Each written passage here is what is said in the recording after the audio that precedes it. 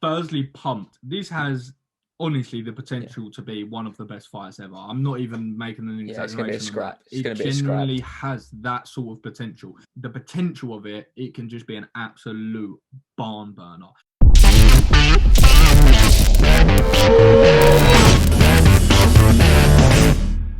I love to know Dana is listening. I said last week, there's one fight I want. It's Dariush and Tony Ferguson. All the conversations with Tony Ferguson and Islam Makhachev, I said, no, I don't want it to happen. I want Dariush. This is going to be a fight of the year, even contender. Let's have it. He's made it happen. Tell me your thoughts, because as you can see, I am buzzing. I was going to say the same thing. I was going to say, Dana, if you're listening, just make sure you're subscribed, comment below who you've got, all that good stuff. Yeah, this is a fantastic fight. There's no two ways about it. Dana has more than delivered, as he always does. In terms of the X's and O's, I think that Ali Abdelaziz is Dariush's manager, and he probably sees this as a favourable matchup. He's trying to kind of use Tony as a sort of stepping stone for his guys, which I think will be a bit of a mistake. What are your thoughts on the actual matchup itself, apart from pure excitement? Firstly, pumped. This has honestly the potential to be one of the best fights ever. I'm not even making an exaggeration. It's going to be a scrap. It genuinely has that sort of potential. Now, this fight can go any which way, but the potential of it, it can just be an absolute barn burner. The thing that makes it a very difficult fight to predict, to foresee, is we have no idea about Tony Ferguson at the moment, if we're going to be honest. You're only as good as your last fight in the UFC, but he's not. Because although we had that Charles Oliveira night out, is that an anomaly? And the Gaethje. And the Gaethje. Not even the Gaethje fight as of yet, but we have the Oliveira dominance. Is that an anomaly? Is that just something we're going to see? Because we haven't seen it before, right, in his career. And never. A lot of people are quick to jump on and be like, that's him, he's washed, he's done. But if he was 28, we wouldn't be saying this. We would be saying, okay, it's a slight blip. And he's still only 36, 37. So he's got some life left. And I would call you stupid to write off Tony Ferguson without seeing this fight, because he's so dangerous. A threat. So dangerous. You got to think, right? He probably have a little bit of an advantage in terms of the striking. He's probably a better wrestler. Is he a better jiu-jitsu guy? He's an unorthodox jiu-jitsu guy. So he's 10th planet. They're very, very tricky. He's sneaky on the floor. He can damage you. So I think this fight will largely play out on the feet. And Tony is getting older. He's taken a lot of damage. Dariush looked good in his last few. So it's interesting. I couldn't give you... We probably will do predictions, but I'm really tossing and turning on this one. It's a 50-50. No doubt about it. As I was watching his coach, as he was coming into this fight, he was saying quite a similar thing. He was saying you'd be an absolute fool to prepare for Tony Ferguson as if you were fighting the Tony Ferguson of the last two fights. Yeah. Because in Gaethje, let's look at it on paper. In Gaethje's fight, he was just very, very good. That was as good as a Justin Gaethje as we've ever seen. Yeah. It was very well-rounded, very accomplished. His striking was beautiful. He picked his times very nicely at that fight. Beautiful performance. Yeah, Tony Ferguson was just overwhelmed, quite simply, in that fight, and that's not a word that we use against Tony very often. No, it's usually the other way around. Yeah, but Dariush can do that to you too. That's the problem. I think he's hitting a run now. He's hit a little run of form. He's hit a little fight win streak where he's starting to get confidence. He's starting to gain momentum. He's starting to sort of feel that he belongs at the top of this division, and rightly so as well. And I think it's all marinating in one pot at quite a nice time, because if he comes like a Justin Gaethje, because it's a similar story, right? It's a very similar story. We have two good strikers in we have two nice strikers in Dariush and Gaethje, but their only pitfalls, if you like, sometimes is they're quite happy to just stand in the middle and take a lot of damage to give some. We've seen that from both of them.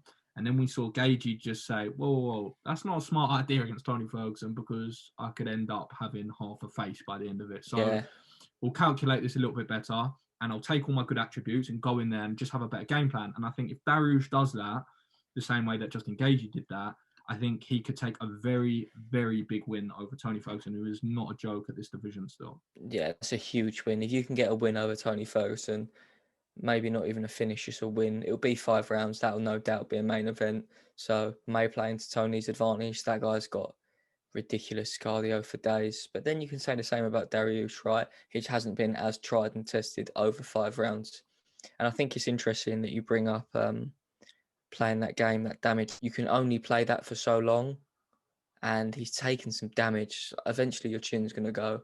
I know there's a lot of memes like Tony Ferguson's the type of guy too. And he's known for his savagery. And he's a savage. But that catches up with you.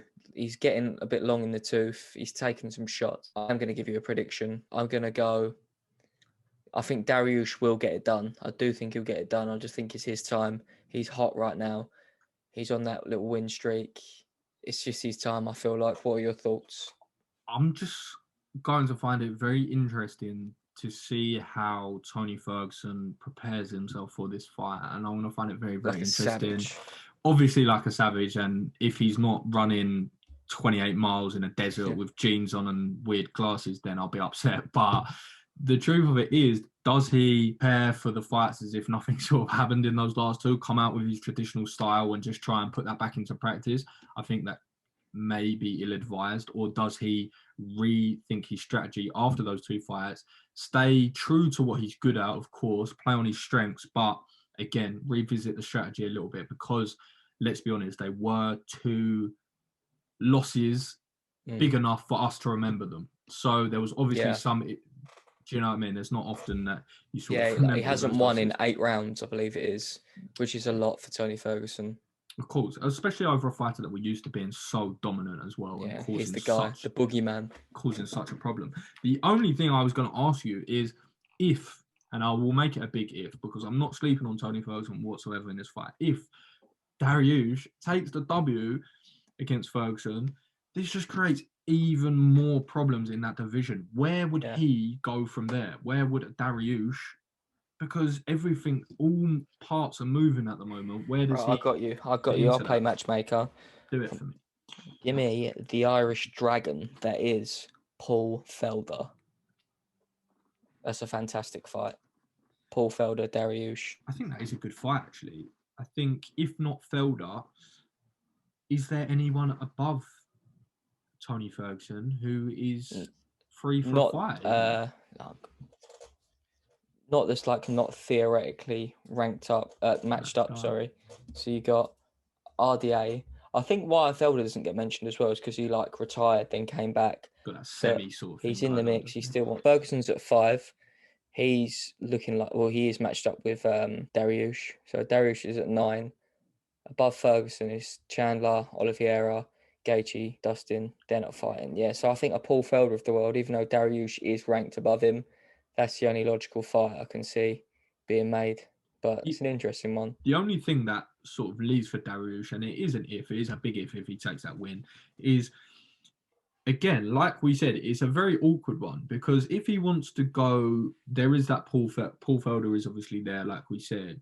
But if he wants to go above Tony, which is naturally how you want to be going, he's been climbing the rankings, he's going to take on a Tony Ferguson. If he was to win, naturally you're going to want someone above him. It's awkward because it's all tied up. So he sort of sits in a couple of positions there. He can stay active with those in and around him, which some people would be like, you're on a good fight win streak, you're on this big surge. The last thing you want to sort of do is dilute your name by getting a loss and sort of losing a bit of steam around you. Some people may say that. But you're either going to be waiting around for the winner of a fight out of the people at the top because they're all there or thereabouts, pieced up, or you're going to try and keep ready and stay fit.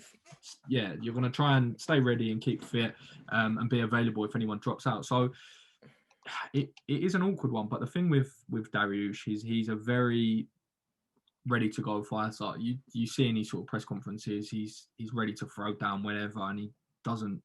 He's not one of it. He's not someone that likes to sit at the top and dictate what fight and when. He's just happy to go out there and scrap and put on his best performance. He'll just fight. That's why I think he's slowly becoming a fan favourite. So I think if he takes the win over Tony Ferguson, and does it Huge. in a good way. I think it's massive for his image as well, because he's quickly becoming a fan favorite, I think, in that lightweight division, which is hard to do because there's some stars in there as well. Some traffic at the top. There's some traffic. It's a beautiful fight. It's a beautiful sport. How it's going to play out is yet to be seen, but there's one thing we know, and I need you to tell me what we know. We're going to find out. There we have it. Love from us, people. Thank you for listening. As always, we appreciate all the support on any platform that you give us. Let's keep it going. Let's get it.